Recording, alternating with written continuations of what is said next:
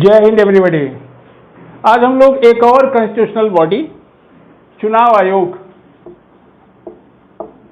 आयोग के बारे में थोड़ी सी इसके संवैधानिक जो प्रावधान है इनके बारे में थोड़ी चर्चा कर लें। ऐसे आप इलेक्शन कमीशन के बारे में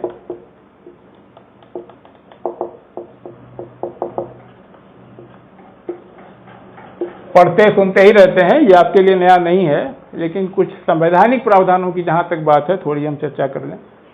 ठीक, मोबाइल साइलेंट कर दीजिए। चुनाव आयोग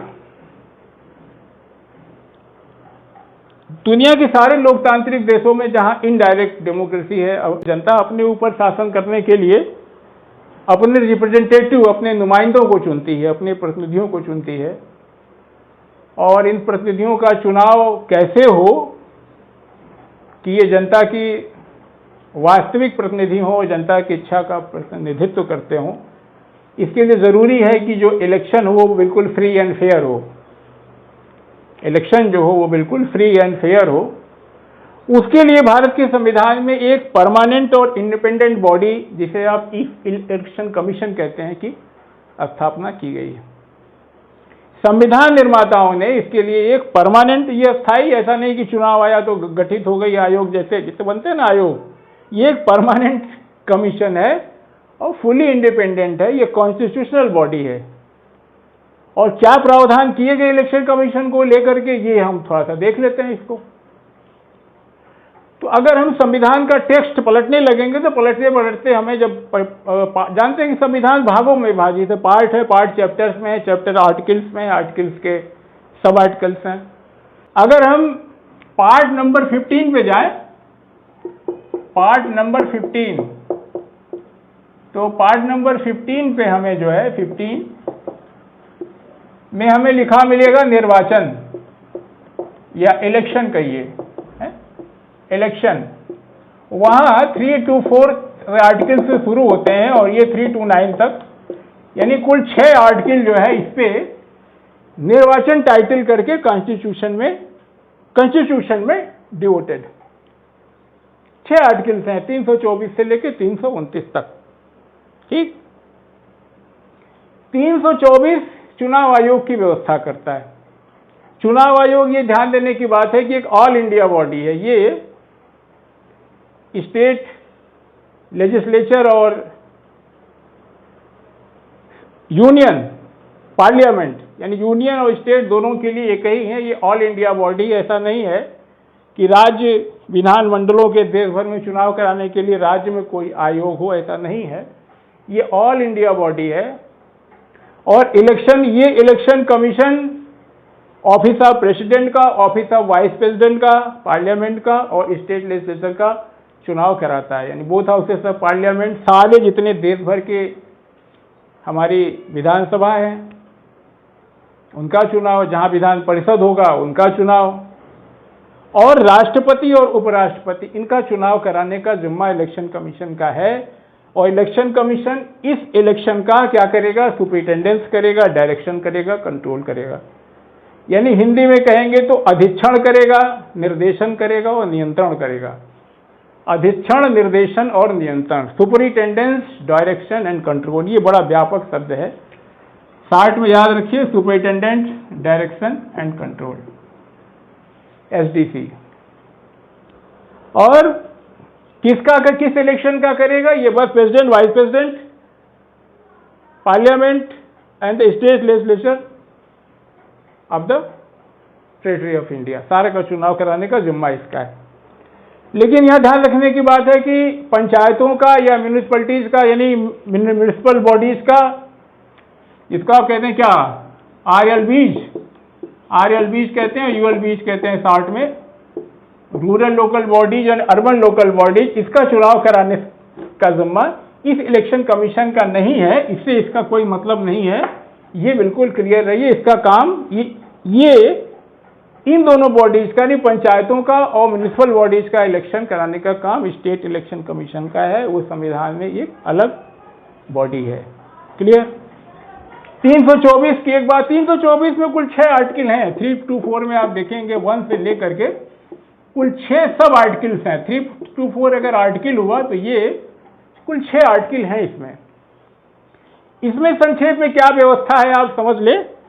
तो 324 चुनाव आयोग की व्यवस्था करता है। ये बताता है कि चुनाव आयोग जो राष्ट्रपति, उपराष्ट्रपति, पार्लियामेंट और सारे स्टेट लेजिस्लेचर के, पूरे देश भर के स्टेट लेजिस्लेचर के इलेक्शन का सुपरिटेंडेंस, डायरेक्शन एंड कंट्रोल करेगा। दूसरा उपबंध ये कहता है कि इलेक्शन कमीशन का ये कंपोजिशन कैसा होगा। अब इलेक्शन कमीशन में जो बनेगा उसका कंपोजिशन कैसा होगा, इसके बारे में बताता है।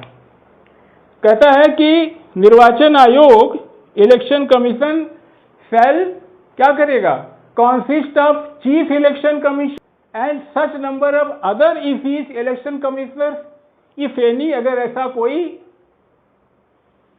Eight the president time to time fix, जैसे राष्ट्रपति समय समय पर निर्धारित करे, एक मुख्य निर्वाचन आयुक्त और ऐसे कुछ ईसीज से मिलकर के चुनाव आयोग बनेगा।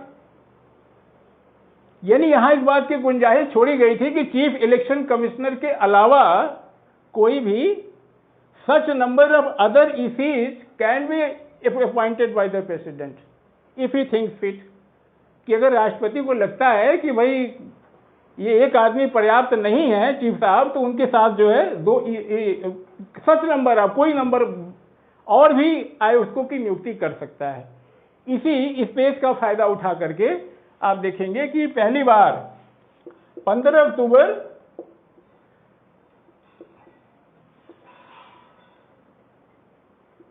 आजादी से लेकर के, मतलब 1950 संविधान के लागू होने से लेकर के 15 अक्टूबर 1989 तक एक चीफ इलेक्शन कमिश्नर साहब हमारे यहां हुआ करते थे। मगर 16 अक्टूबर को, 15 अक्टूबर तक हुआ करते थे, बट 16 अक्टूबर 1989 से जब मतदाताओं की उम्र, न्यूनतम उम्र वोट देने की, आपको मालूम होगा 21 से घटा के 18 की गई, तो ये कहा गया कि निर्वाचन आयोग में बढ़े हुए कार्यों को देखते हुए 2 अन्य ईसीज की इलेक्शन कमिश्नर्स की अपॉइंटमेंट की जाती है। वो जो वहां पे था ना कि such number of other election commissioners if any at the president time to time fix, तो अगर राष्ट्रपति चाहे तो कुछ और इसीज को बढ़ा सकता है, तो उसका फायदा उठा करके यहां उस सब आर्टिकल का 16 अक्टूबर 1989 से इलेक्शन कमीशन को मल्टी मेंबर बना दिया गया। 2 और चुनाव आयुक्तों की नियुक्ति कर दी गई। मगर जनवरी 1990 में ये जो 2 ईसीज साहबान हमारे थे, इनकी नियुक्ति को क्या कर दिया गया, एबॉलिश कर दिया गया, इनको खत्म कर दिया गया, रद्द कर दिया गया। और वो जो काम बढ़ा हुआ था शायद उस समय, वो एज तो वही रही, 21 साल से 18 साल घटाई गई, मगर इन्हीं कारणों से इन 2 मल्टी मेंबर इलेक्शन कमीशन को फिर से रिवर्ट करके सिंगल मेंबर इलेक्शन कमीशन बना दिया गया। लेकिन बात यही नहीं रुकी, अक्टूबर का महीना यहां फिर काम आया। अक्टूबर 1993 में फिर से 2 चीफ ईसीज की अपॉइंटमेंट कर दी गई, और अक्टूबर 1993 से लेके आज तक आपको पता है कि मल्टी मेंबर इलेक्शन कमीशन है हमारे यहाँ। चीफ इलेक्शन कमिश्नर साहब के साथ साथ 2 ईसीज निर्वाचन आयुक्त भी हैं, तब से ये व्यवस्था बनी हुई है। ये हो गई एक सब आर्टिकल्स की बात। दूसरा आर्टिकल क्या कहता है इसमें, ये कहता है कि the appointment of chief election commissioner and ECs election commissioner shall be made by the president, यानी मुख्य निर्वाचन आयुक्त और अन्य आयुक्तों की नियुक्ति राष्ट्रपति करेगा। एक सब आर्टिकल्स ये कहता है। एक सब आर्टिकल्स ये भी है, उसी में ये कहता है अगर कोई अलग से ईसीज अपॉइंट होंगे तो जो मुख्य निर्वाचन आयुक्त होगा वो shall act as chairman of election commission. यहां इस बात को भी क्लियर कर दिया गया कि जब चीफ इलेक्शन कमिश्नर के अलावा कोई और चुनाव आयुक्त, कोई और ईसीज अपॉइंट होंगे तो चीफ इलेक्शन कमिश्नर साहब हमारे जो है shall act as chairman of election commission. ये बिल्कुल साफ कर दिया गया यहाँ पे कि झंझट न रहे। अगर 2 अलग से ईसीज अपॉइंट होते हैं तो हमारे मुख्य निर्वाचन आयुक्त जो है उसके चेयरमैन होंगे। ठीक, इसी में एक सब आर्टिकल्स और है, वो ये व्यवस्था करता है कि अगर राष्ट्रपति को ये लगता है कि काम की अधिकता को देखते हुए इलेक्शन कमीशन को असिस्ट करने के लिए कुछ आरसीज, जिसे आप कहेंगे मतलब रीजनल कमिश्नर्स को अपॉइंट कर सकता है। अगर राष्ट्रपति को ये लगता है कि कार्य की अधिकता हो गई है तो वो इलेक्शन कमीशन को असिस्ट करते हुए रीजनल कमिश्नर, जिसे आप प्रादेशिक आयुक्त कहते हैं, उसकी नियुक्ति कर सकता है अगर उसको नेसेसरी लगता है। क्यों कर सकता है? आयोग को असिस्ट करने के लिए कर सकता है और करता भी है। आपको मालूम होगा प्रादेशिक आयुक्तों की नियुक्ति होती है आरसीज की। बट एक कंडीशन यहाँ है कि ऐसी नियुक्ति करते समय चीफ इलेक्शन कमिश्नर की रिकमेंडेशन आवश्यक हो, कंसल्टेशन कहिए, परामर्श कहिए, और वो ऐसे आरसीज की नियुक्ति चीफ इलेक्शन कमिश्नर के कंसल्टेशन से, परामर्श से ही करेगा। एक आर्ट के लिए कहता है। अगर ईसीज की, इलेक्शन कमिश्नर्स की या रीजनल कमिश्नर्स की नियुक्ति की जाती है तो क्या उनकी condition of service and tenure shell be made by the, या कहिए shall be determined by the president. और कैसे डिटरमाइन करेगा प्रेसिडेंट? वो पार्लियामेंट का जैसा पार्लियामेंट लॉ बनाती है उस हिसाब से जो है प्रेसिडेंट जो है ईसीज की और आरसीज की जो है, ईसीज मतलब इलेक्शन कमिश्नर्स की और प्रादेशिक आयुक्तों की जो क्या कहते हैं कंडीशन ऑफ सर्विस है और जो उसका टेन्योर है, सेवाकाल है, उसको राष्ट्रपति जो है डिटरमाइंड बाय द प्रेसिडेंट, राष्ट्रपति निर्धारित करेगा। ये व्यवस्था है। और जहाँ तक इनकी सैलरीज की बात है, अलाउंसेस की बात है, वो बिल्कुल वही होगा जो कि सुप्रीम कोर्ट के जजेस का होता है। सुप्रीम कोर्ट के चीफ जस्टिस का नहीं, सुप्रीम कोर्ट के जज का जो वेतन और भत्ता है वो इनका होता है। और सारे जो हमारे आयुक्त हैं, चाहे वो चीफ इलेक्शन कमिश्नर हों चाहे इलेक्शन कमिश्नर हों, सबका जो है बिल्कुल इक्वल पावर है। ऐसा नहीं है कि मुख्य निर्वाचन आयुक्त की पावर ज़्यादा है, अन्य आयुक्तों की कम है। पावर सबकी बराबर है, सैलरी और अलाउंसेस बराबर हैं। और कितने हैं ये? कितने हैं?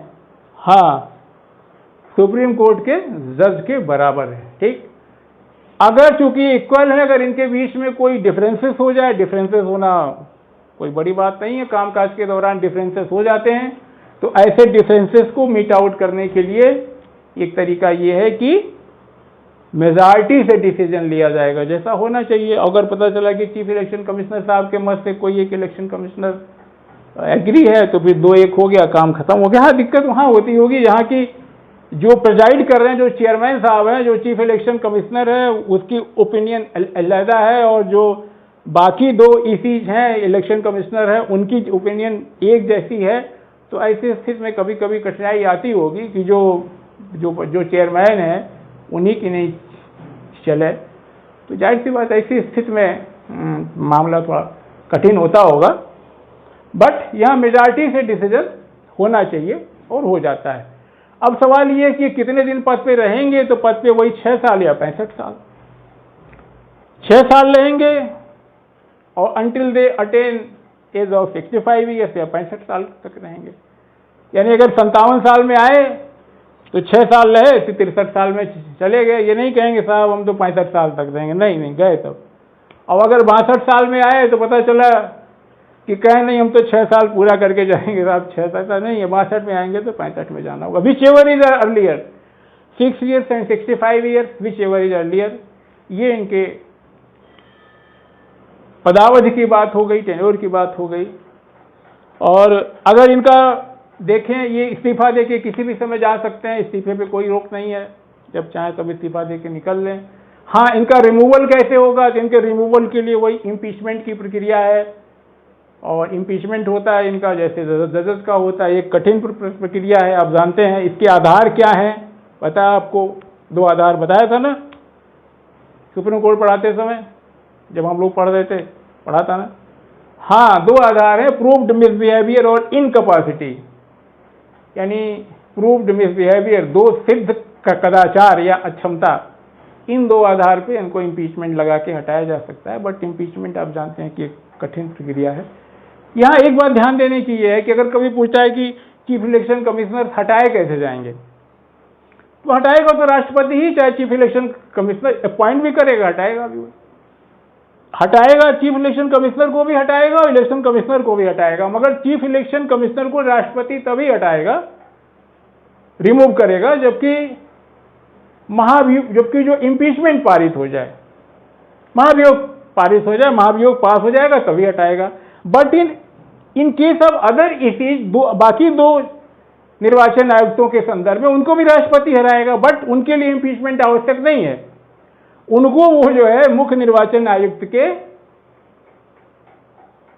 रिकमेंडेशन पे जो है, सिफारिश पे हटा सकता है।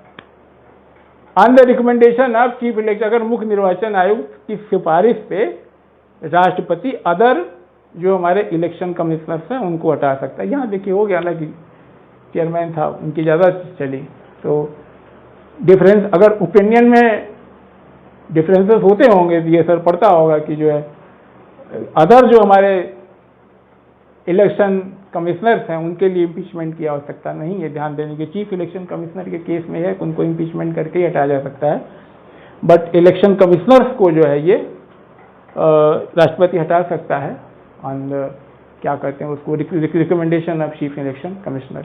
ये मोटी बातें हो गई इनकी नियुक्ति के बारे में। और ये चूंकि इतना बड़ा संवैधानिक पद है इसलिए ये निष्पक्ष होकर काम कर सकें। हालांकि ये तो व्यक्ति के व्यक्तित्व पे होता है, संवैधानिक प्रावधान वही होते हैं। कई लोग बड़ी कड़ाई से और निष्पक्षता से कार्य करके नहीं निकल जाते हैं। हमारे सामने TN सेशन साहब उदाहरण है। संवैधानिक प्रावधान वही रहते हैं। अब ये सुपरिटेंडेंस डायरेक्शन एंड कंट्रोल इतना बड़ा वर्ड है। अब ये किस किस तरह की सरकार में किस किस तरह के आयुक्त क्या क्या काम कर ले जाते हैं, इसको आप अलग से पढ़ेंगे तो बहुत अच्छी चर्चा हो सकती है इस पे।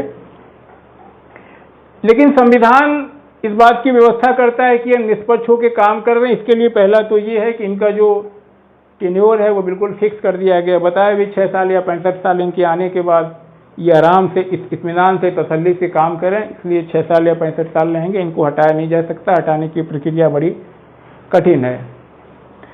दूसरा जो है ये है कि इनके जो सैलरी और अलाउंसेस हैं उनमें इनके अपॉइंटमेंट के बाद कोई नकारात्मक बदलाव नहीं किया जा सकता। Can not be varied disadvantage after appointment. एक बार अगर नियुक्ति हो गई नकारात्मक बदलाव नहीं किया जा सकता। ये निर्भीक होकर काम करें, व्यवस्था की गई है।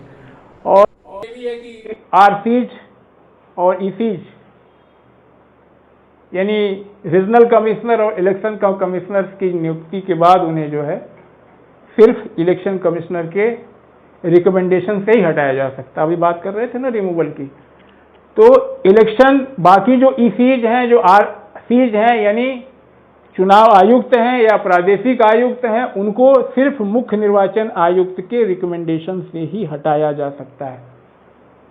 तभी तो उनके इंडिपेंडेंट होकर काम करेंगे। पता चला आपने चीफ इलेक्शन कमिश्नर साहब को तो नहीं छेड़ा, बाकी जो उनके प्रादेशिक आयुक्त थे उनको आपने वापस कर लिया, और जो उनके साथ और भी इलेक्शन कमिश्नर लगे हुए थे उनको आपने कर्टेल कर लिया, तो क्या काम करेंगे भाई?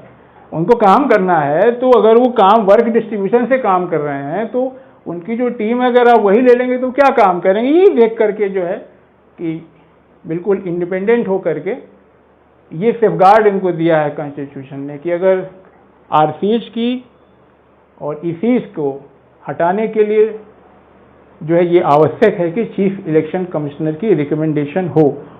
एक बात और कि संविधान यद्यपि इलेक्शन कमीशन के इंडिपेंडेंस और इम्पार्शियलिटी के लिए व्यवस्था करता है, लेकिन ये व्यवस्था संविधान में पर्याप्त नहीं है। जैसे कि इलेक्शन कमीशन के जो मेंबर हैं, जो सदस्य हैं, जो इलेक्शन कमिश्नर्स हैं, उनकी योग्यता क्या होगी, क्वालिफिकेशन क्या होगी, ये संविधान में नहीं स्पष्ट लिखा नहीं है। दूसरी चीज, इनका टेन्योर कितना होगा हैड नॉट स्पेसिफाइड, उसका टर्म जो है स्पेसिफाइड नहीं है। संविधान में इस तरह का कोई मनाही नहीं है कि अगर कोई इलेक्शन कमिश्नर रिटायरमेंट होने के बाद किसी दूसरी नियुक्ति का पात्र नहीं होगा, ऐसी कोई मनाही नहीं है। ये कुछ बातें हैं जो संविधान में स्पष्ट होनी चाहिए थी लेकिन नहीं है। अब हम देखते हैं पावर एंड फंक्शंस के बारे में कि पावर एंड फंक्शंस कि इलेक्शन कमीशन के पावर क्या हैं और फंक्शंस क्या हैं। तो इस चुनाव, पूरी चुनाव प्रक्रिया का बताया सुपरिटेंडेंस, डायरेक्शन एंड कंट्रोल चुनाव आयोग के हाथ में होता है। और अगर हम इसको देखें तो ये इख्तियार जो इनके पास है बहुत ज़्यादा है। पहला तो यही है कि ये जो हमारी इलेक्टोरल कॉन्स्टिट्यूएंसीज हैं, इलेक्टोरल कॉन्स्टिट्यूएंसीज को की जो टेरिटोरियल एरिया है उसको डिटरमाइन करने में मदद करते हैं। To determine territorial area of the electoral constituency. और ये कैसे होता है? Electoral constituency throughout the India, पूरे भारत भर में जो हमारे निर्वाचन क्षेत्र हैं उनका जो भौगोलिक सीमा क्या हो, टेरिटोरियल एरिया क्या हो, इसको डिफाइन करने में इलेक्शन कमीशन की भूमिका है। और आपको मालूम है कि इसके लिए डिलिमिटेशन कमीशन एक्ट बनता है? मतदाता सूची जिसे आप कहते हैं, अगर इसको हम लिख दें तो ये क्या कहेंगे आपको कि इलेक्टोरल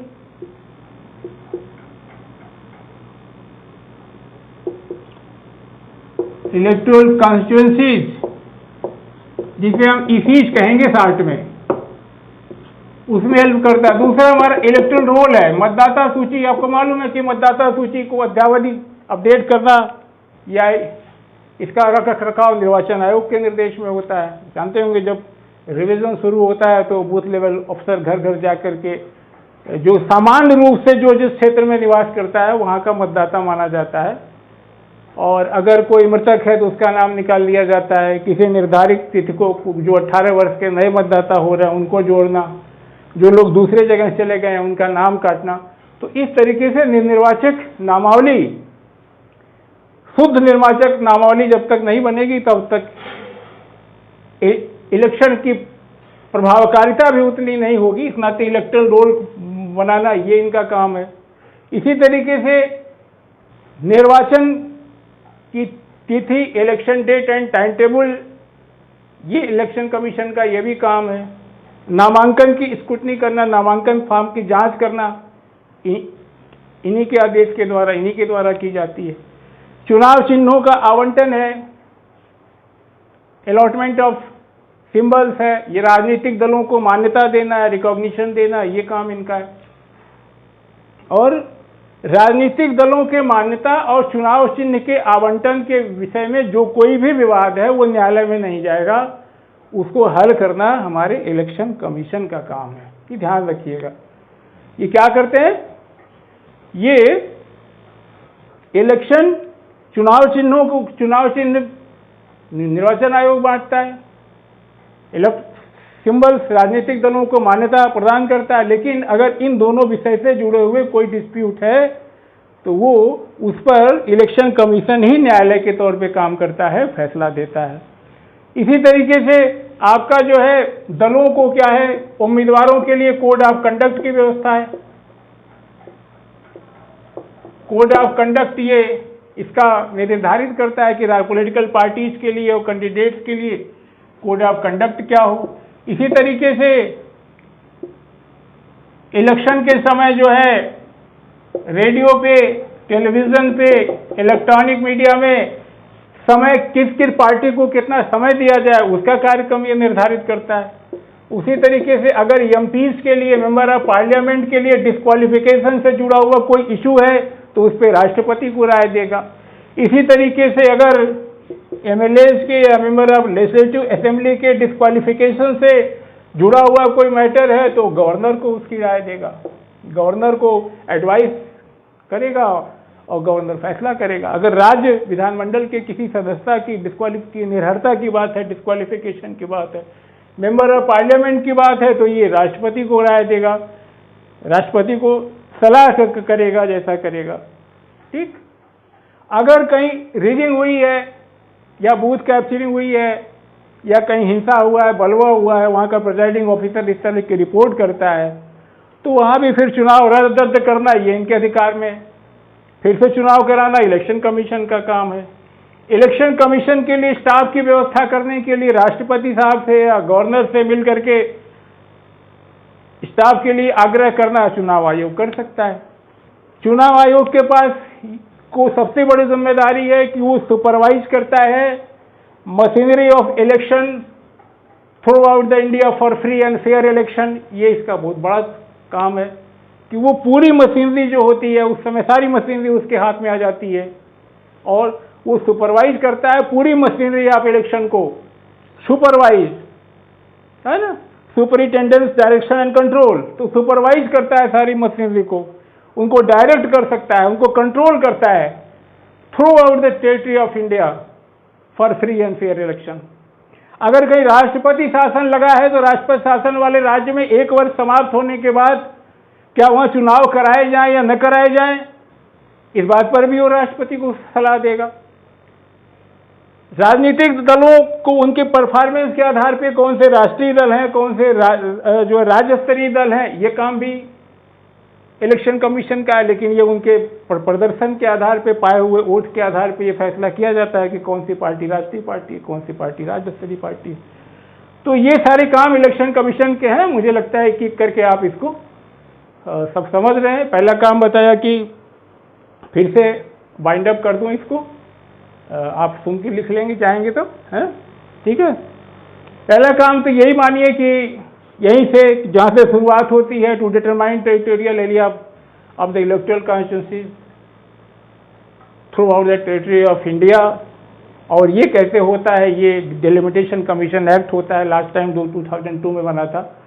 आप कॉन्स्टिट्यूशन, इलेक्टोरल रोल, मतदाता सूची बनाना, उसको शुद्ध कराना, समय समय पर नए मतदाताओं को जोड़ना, जो मृतक हैं उनको हटाना, जो कहीं दूसरी जगह चले गए हैं उनका नाम काट देना, जो आए हैं उनको जोड़ देना, है यही काम है इलेक्टोरल रोल का। ये बीएलओज करते हैं। जो नए मतदाता निर्धारित तिथि को 18 वर्ष के होते हैं उनको सूची में शामिल कर लेना, जिससे निर्वाचक नियमावली शुद्ध हो और जो वास्तविक मतदाता हैं वो बूथ पे जा करके अपना वोट दे सकें, जिससे मतदाता प्रतिशत बढ़े, लोगों की लोकतंत्र में भागीदारी बढ़े।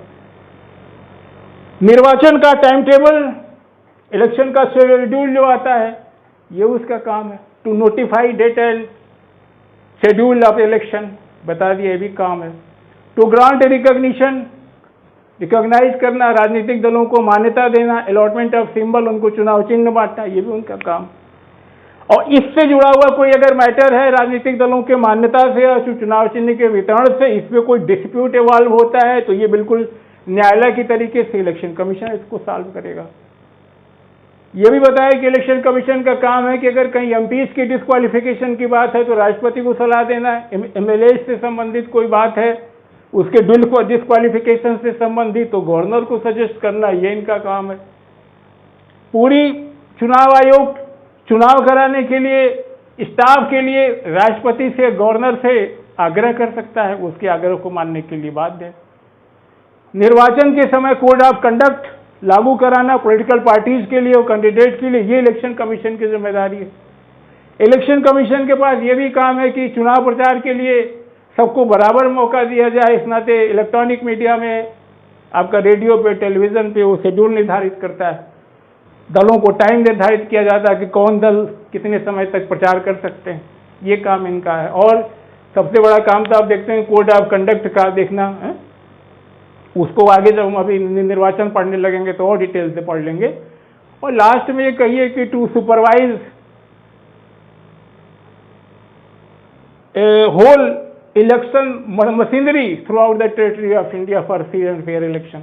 राष्ट्रपति शासन वाले राज्य में बताया कि जहां 1 वर्ष समाप्त होने के बाद निर्वाचन कराया जाए न कराया जाए, इस विषय पर राष्ट्रपति को सलाह देगा। राजनीतिक दलों को उनके परफॉर्मेंस के आधार पे, वो राष्ट्रीय दल हैं, राज्य स्तरीय दल हैं, उनको मान्यता देगा। ये संक्षेप में इसके फंक्शंस और क्या कहते हैं उसको पावर हैं, इसको आप रिकॉल कर लेंगे। और अब हम बढ़ते हैं, देखते हैं, ये सब था आर्टिकल 3 to 4 की चर्चा हो रही थी। अब हम देखते हैं 3 to 5, 25, 326, 327, 328 और 329, इनके बारे में थोड़ा देख लें। बताया कि पार्ट 15 में निर्वाचन इलेक्शन के बारे में संविधान का टेक्स्ट प्रावधान करता है। इसमें 324 से लेके 329 तक कुल 6 आर्टिकल्स हैं और 324 अभी हमने इलेक्शन कमीशन को देख लिया। और ये 325 और 326 ये बड़े महत्वपूर्ण और अनुच्छेद हैं जिनको पढ़ के फिर से एक बार संविधान निर्माताओं को नमन करने का मन करता है। 325 भारत के संविधान की धर्मनिरपेक्षता या पंथ निरपेक्षता के प्रति अपनी प्रतिबद्धता फिर दोहराता है, बिल्कुल स्पष्ट करता है। इसके हिसाब से 325 बहुत महत्वपूर्ण अनुच्छेद है, याद रखिए। 326 भी महत्वपूर्ण है। ये कहता है कि no person can be ineligible for inclusion in electoral roll on ground of religion, race, caste, sex और एनी ऑफ देम। यानी किसी भी नो पर्सन, किसी भी व्यक्ति को ऑन ग्राउंड ऑफ धर्म, मूल, वंश, जाति, लिंग या इसमें से किसी एक आधार पर उसको मतदाता सूची में शामिल करने से वंचित नहीं किया जाएगा। आगे ये भी कहता है किसी व्यक्ति, अगर कोई व्यक्ति ऐसा दावा करता है कि उसको किसी विशेष इलेक्टोरल रोल में ऑन ग्राउंड ऑफ धर्म, मूल, वंश, जाति, लिंग या इसमें से किसी एक on ground of religion, race, caste और एनी ऑफ सेक्स और एनी ऑफ देम के आधार पे उसको किसी विशेष, किसी स्पेशल इलेक्टोरल रोल में शामिल किया जाए तो उसका दावा खारिज कर दिया जाएगा। It means that every citizen is equal, और सबको बिना किसी भेदभाव के एक ही निर्वाचक नामावली में शामिल किया जाएगा। नीचे के सबसे पिछले पादान, सबसे निचले पादान पे खड़े व्यक्ति से लेकर के शीर्ष तक आप देखते होंगे कि एक ही मतदाता सूची में राष्ट्रपति से लेकर के, पुरोहित से लेकर के, निचली जात के लोग और गरीब से गरीब व्यक्ति से लेकर के अमीर से अमीर आदमी जो एक निर्वाचन क्षेत्र में रहता है, एक बूथ पे रहता है, वो सारे के सारे बराबर मत, उनके मत का मूल्य बराबर होता है, वो उसी अधिकार के साथ मतदान करते हैं। This is the beauty of democracy.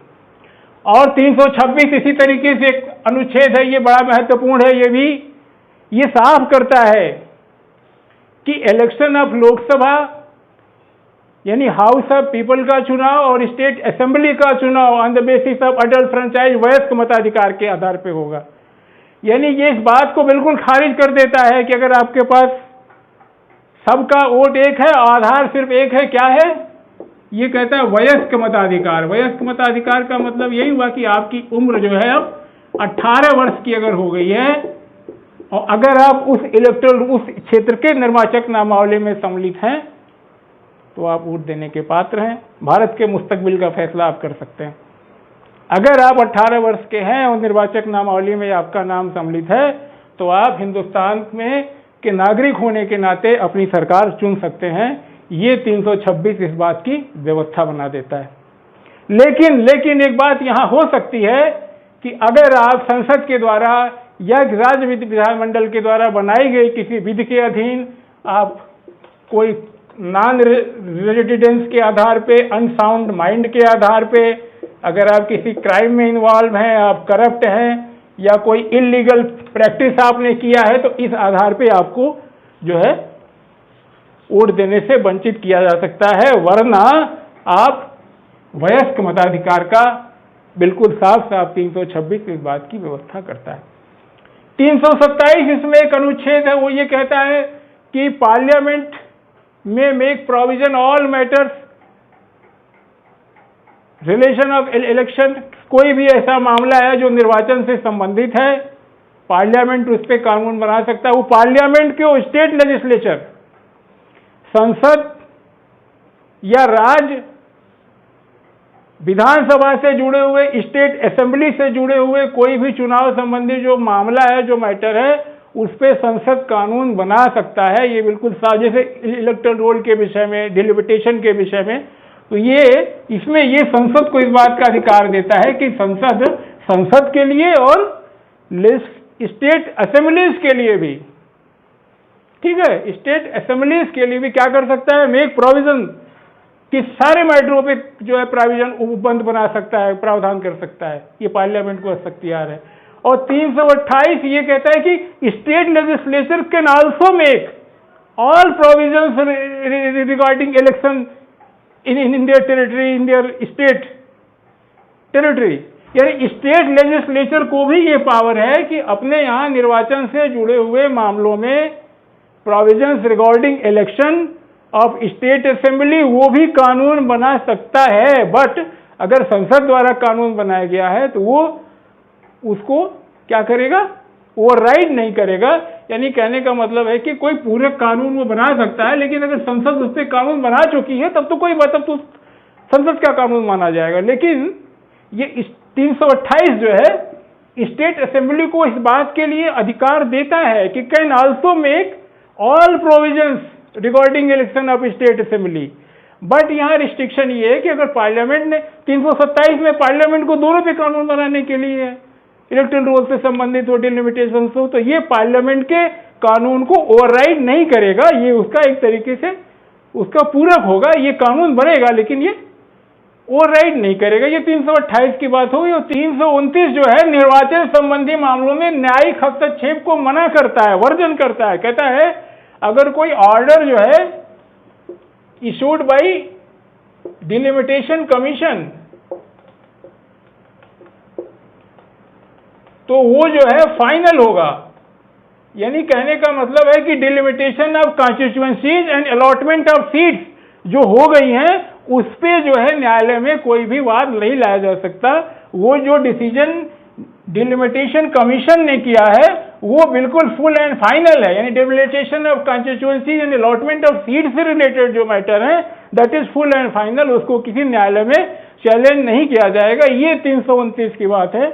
और आज फिर इतना ही ये इसके बारे में संवैधानिक पार्ट 15 के बारे में, और कल हम थोड़ा सा पढ़ेंगे निर्वाचन के बारे में, निर्वाचन प्रक्रिया के बारे में। थैंक यू, जय हिंद।